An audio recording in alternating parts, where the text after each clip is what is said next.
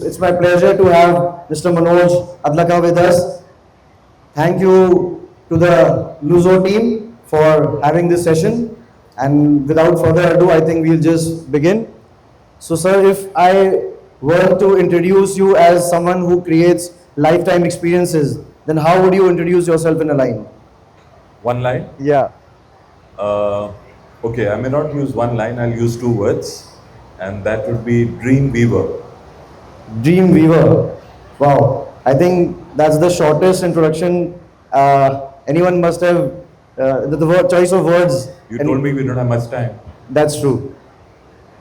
So, from American Express to your own company, it sounds smooth on paper, but how difficult was it, or how was the journey? Yeah, see, it's never easy. Some of you would have worked in corporate life here. I spent over 30 years at American Express, and when I took the plunge, it was with the backdrop of the fact that luxury market in India was booming, and you know, in with that, and having a very, I would like to think at least, a very good customer insight into what HNIs and ultra HNIs require, I took a plunge, knowing very clearly that it could fail as any, venture could.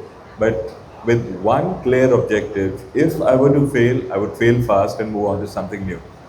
I think that was a leap of faith that you took. That's great to know. So, sir, luxury is more about exclusivity, right? But how do you create a balance between exclusivity and personalize as well? Yeah, I think it's a great question. It's all about, to me, it's, like you said, it's about exclusivity. If I were to position it slightly differently, for me, it's a balance between scale and soul. Soul, as in, your inner soul, and scale. And it is not either or, it is both. So you can build luxury and build it, on a rapid basis, scale it up, but you cannot take the soul away from the Luxury. If your soul is not in the game, you will never be able to deliver the kind of experiences that the customer is looking for. Oh, that was quite a true to the heart kind of answer. Nice to know. This next question is going to be a very interesting one. Uh, which is the quirkiest request that you have got from your clients? One of the things we mention to all our members is that we take requests from them and we make it very upfront, clear to them that as long as the request that they're making to us is not immoral, unethical, or illegal, it'll be our endeavor to meet the request. So it'll be our endeavor to meet the request, like I said. So one request which came our way came from the city of Mumbai. It was not too long ago. And honestly, I thought this request may not get fulfilled. The request was, there was a couple who was engaged to get married and they wanted the blessing from the Pope. And so our team got in touch with the Pope's office, not with the Pope directly, but someone down the line. And so at the Vatican City. And they laid down three conditions. First condition was that the Pope is not going to travel naturally to Mumbai. It's the other way around, understandable. Second condition was that this couple had to give a very small token towards the charity which, the Pope believed in. Again, for an HNI, which is a high net worth individual, not a big issue. Third, I thought would be a big challenge, which was that if they needed to be blessed by the Pope, these were Maharashtrians based out of Mumbai, they needed to convert and they had to become Catholics. My And God. they agreed and did it and they had a wonderful time. My God, that must have been quite an experience. So, sir, if money and access was not a limit, what would be that one dream experience that you would create for us? Well, as in, the question is money and experience were not a limit. No, I'm saying if money and access was not a limitation, then what would be that one dream experience that you would love to create? See, for me, any dream experience is where at the end of the day, I have a team of about 45, 50 people across the country.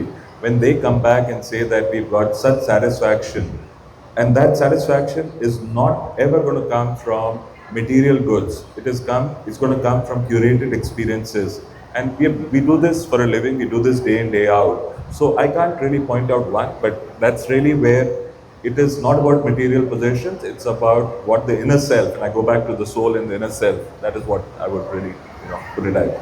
With the answer of this question, you also answered my next question, which was going to be that in India, do you think people are moving from material luxuries to experiential ones? Oh, totally.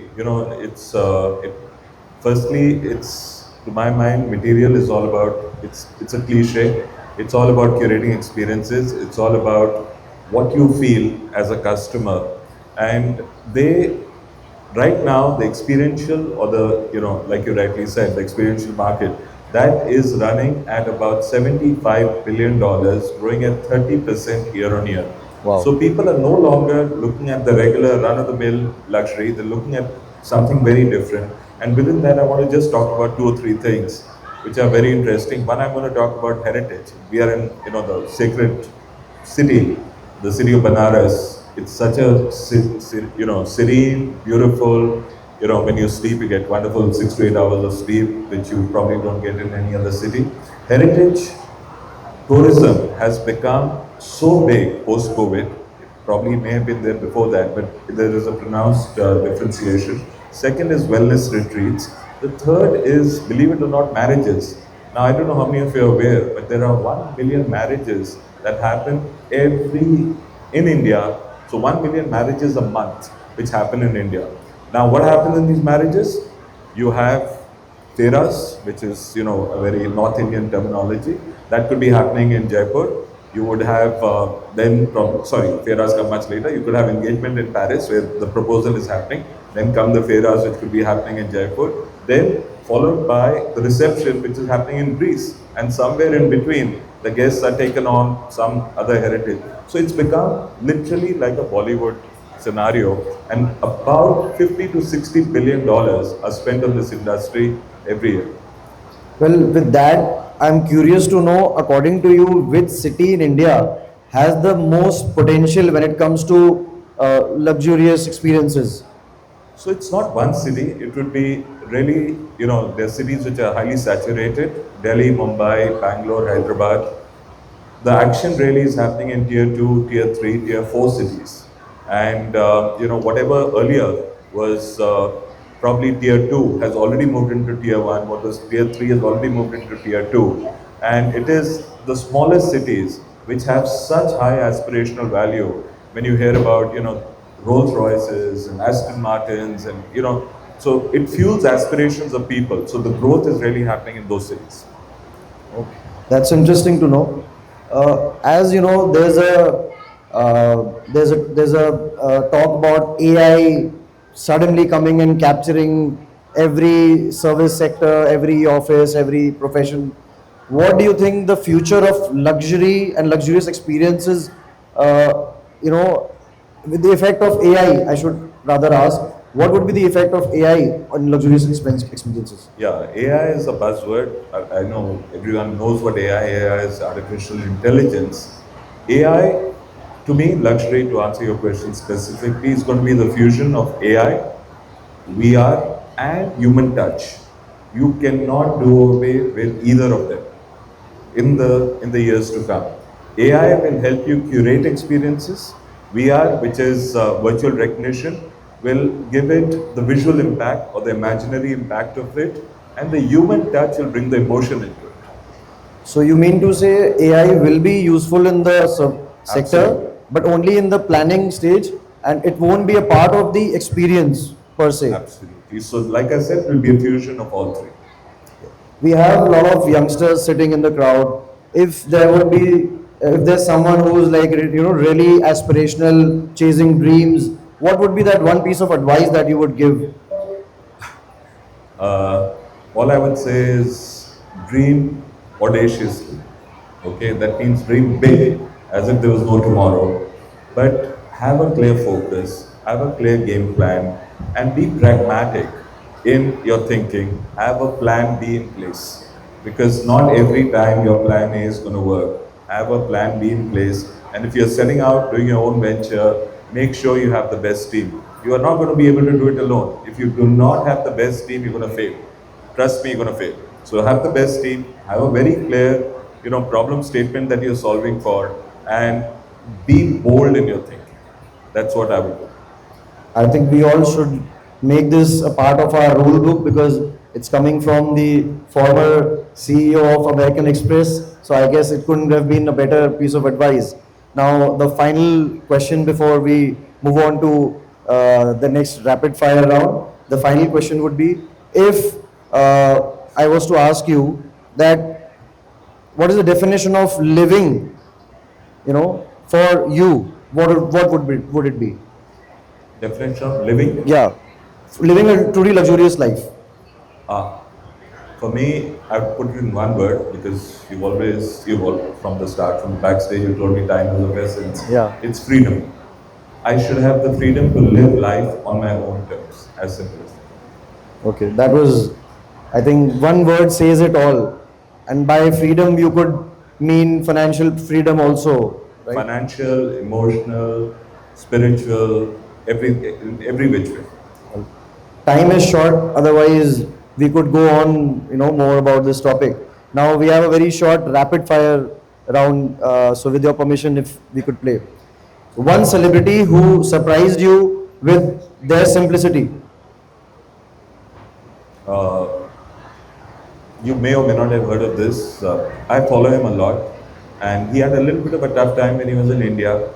Uh, I love following the journeys of entrepreneurs. This particular person is a gentleman by the name of Vivek Oberoi, and he's moved Yes, to yes. Dubai, and he's one of the most successful entrepreneurs now. He's far ahead of all the people back in Bollywood now, and that is because of his razor sharp focus and the way he goes around executing things, and he's got a very spiritual mind also.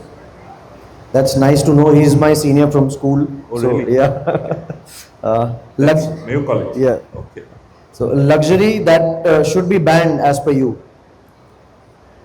Luxury that should be banned, as per me, would be I'd actually put it on two items. One would be fur, and the second would be ivory.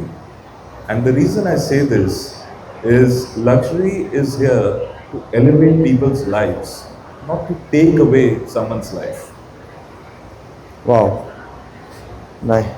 If I was to give you 24 hours to disappear from work, where would you go?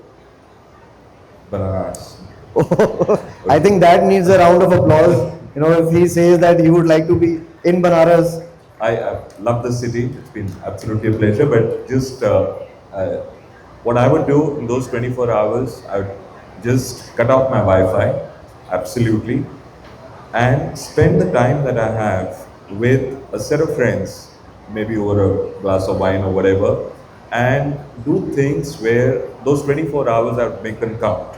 Because time is money, time is of essence. We don't realize time is the only thing that, to my mind, is the wealthiest or the most material asset that we have. And sometimes we undervalue it. So who throws better parties, Bollywood celebrities or corporate billionaires? Neither. You guys throw a lovely get together. We'll take that one. Which is more stressful, managing celebrities or managing clients? Celebrities come with a big entourage, and clients come with big expectations. So there is, a lots of luggage with both of them.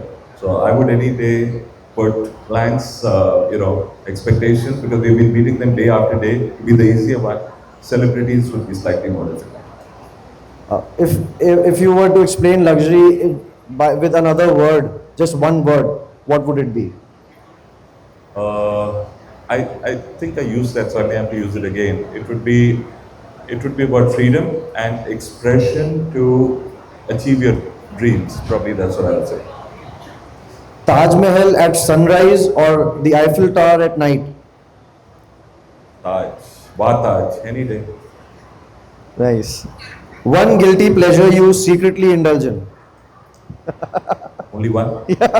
Uh, you know, it's what happens when you work, when you're working on your own, or you're doing any kind of a, like after almost 35 years or 33 years in corporate life, I ventured into something of my own. As against getting a salary on a particular day, I have to cater for 50, 60 people's salaries on a monthly basis, pay GST, do this, do that. So it's stress. There's a lot of this thing. So for me, that one guilty thing I do every night is, and one can't, overdo things.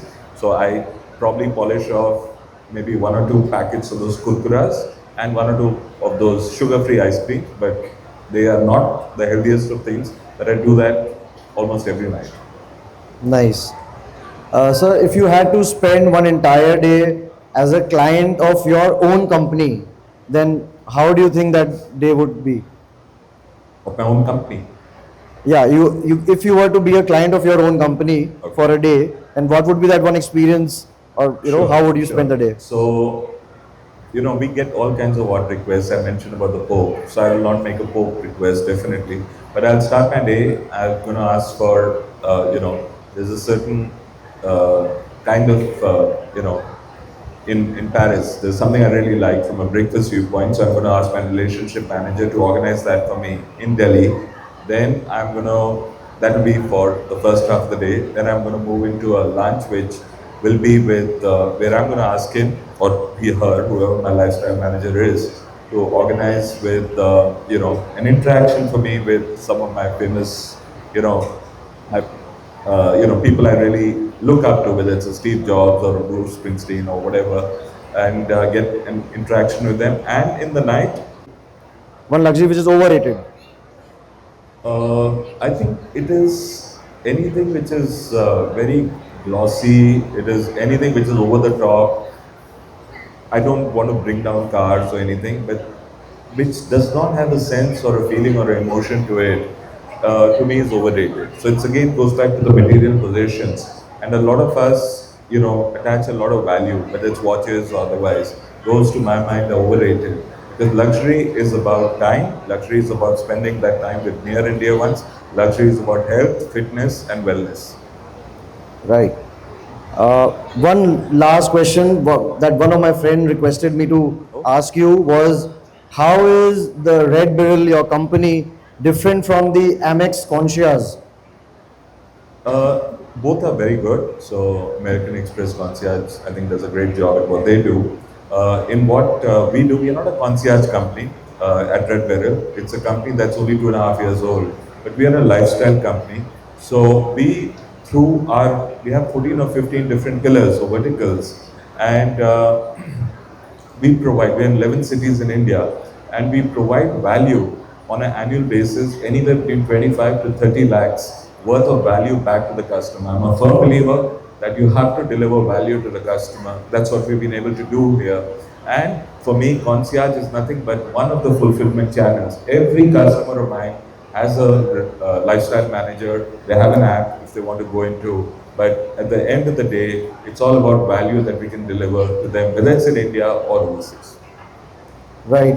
So thank you, sir. It was nice interacting with you. And let me tell you, I've had a brief interaction with Manoj, sir, backstage, and I think we'll see him more often in Banaras now. I think with this, we come to an end of the session, and we'll move on to the Sure. fashion show for which everyone's been looking forward to. Thank you so much once again. Thanks to everyone. Thank you. Ladies and gentlemen, can we have a round of applause for two handsome gentlemen on stage? Thank you very much.